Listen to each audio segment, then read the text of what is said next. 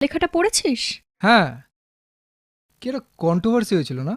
বইয়ের পাতায় অমিয়াকে নিয়ে বিতর্কটা বেশ ভালো লেগেছিল, তাই না?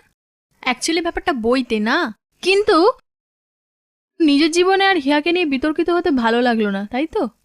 বাড়ি যা নিতা, এ ব্যাপারে আর একটাও কথা নয়।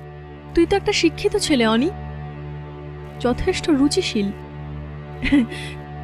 কোনো বিষয়ে আলোচনা থেকে পালিয়ে যাওয়া তো তোকে মানায় না। লিসেন, সিচুয়েশনের বাইরে দাঁড়িয়ে না এসব নিয়ে অনেক ফটর ফটর করা যায়, কিন্তু সিচুয়েশনের মধ্যে দাঁড়িয়ে ফেস করতে গেলে না হেঁটে হাতে চলে আসে।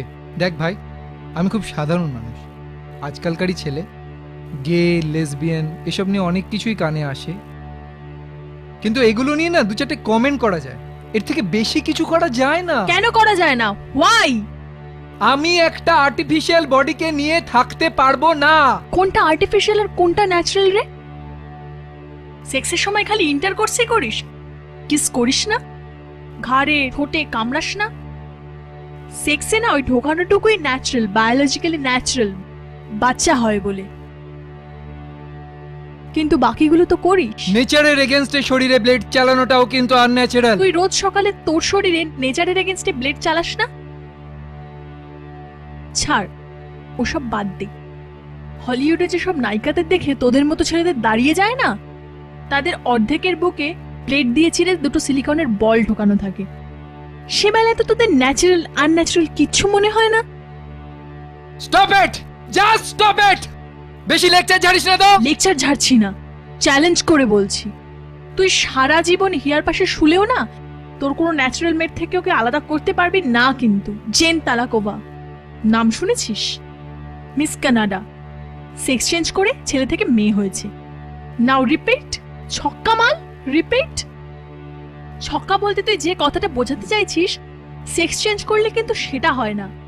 একটা ছেলে মেয়ে হয় বা একটা মেয়ে ছেলে হয়। আর সেকেন্ড, ছক্কা বলে তুই যে জাতিটাকে অপমান করছিস, তারা কিন্তু আমার বা হিয়ার মতো মেয়ের থেকে অনেক অনেক ওপরে।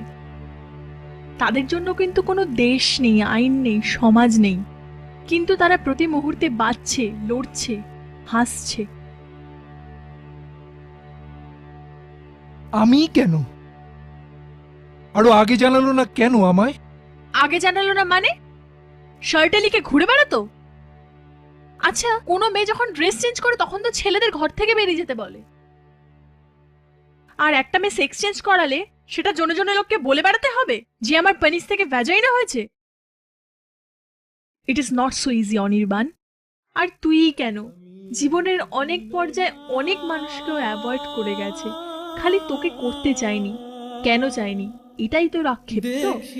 সেই ক্লাস 4-এ ছেড়ে যাওয়া তনুময়কে মনে পড়ে? সে হয়তো ভেবেছিল কলকাতায় যাওয়ার পরে দিনের পর দিন একটু একটু করে বড় হওয়া, নিজেকে চেনা, সম্পূর্ণ করে তোলার লড়াইয়ে একজন হয়তো তাকে বুঝবে, কখনো ভুলে যাবে না, ঠিক চিনতে পারবে।